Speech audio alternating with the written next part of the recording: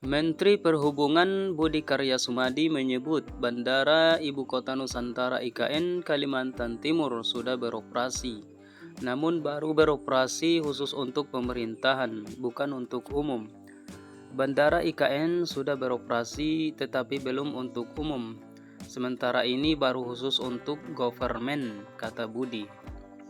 Saat ditanya apakah bandara dibuka khusus untuk VIP, Budi menegaskan bahwa saat ini bandara IKN masih baru dibuka untuk kepentingan pemerintahan saja.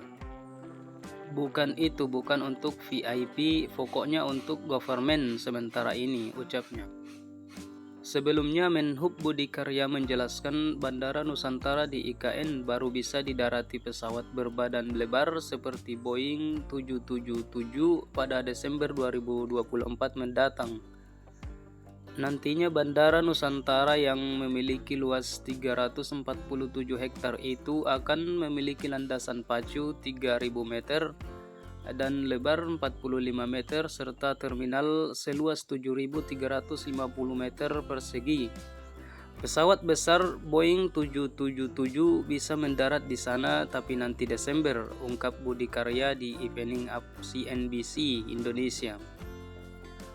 Budi Karya bilang desain Bandara Nusantara memang tidak sebesar bandara komersial lainnya.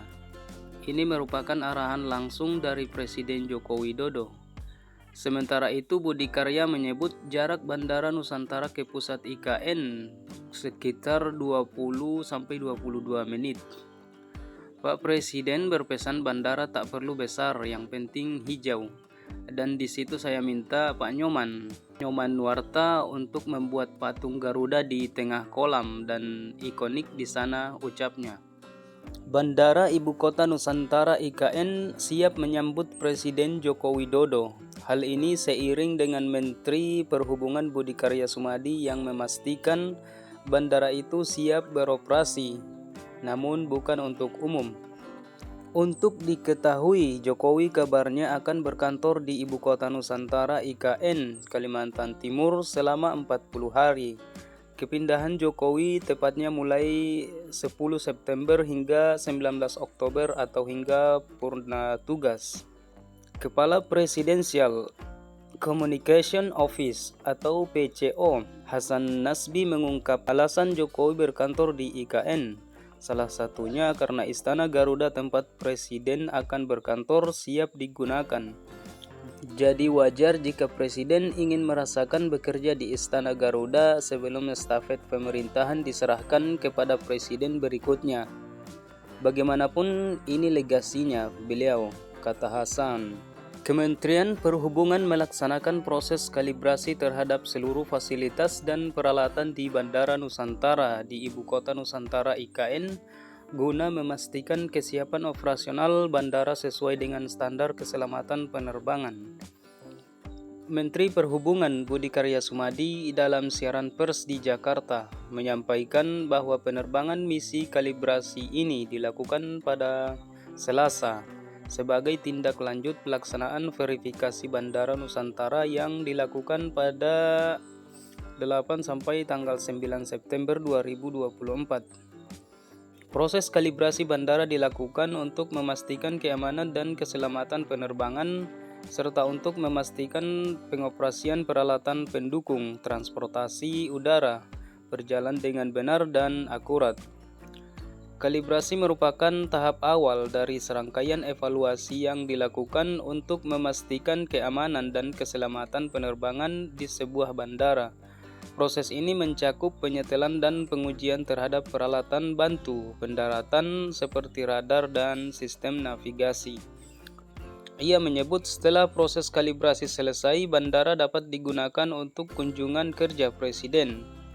Presiden Jokowi rencananya akan berkantor di IKN mulai 11 September sampai 19 Oktober dan menggelar sidang kabinet paripurna di Istana Kepresidenan IKN pekan ini. Budi menuturkan pesawat King Air 350i milik Balai Besar Kalibrasi Fasilitas Penerbangan diterbangkan untuk melakukan kalibrasi peralatan navigasi dan komunikasi di bandara. Ini bertujuan untuk memastikan keselamatan penerbangan sesuai dengan regulasi yang berlaku.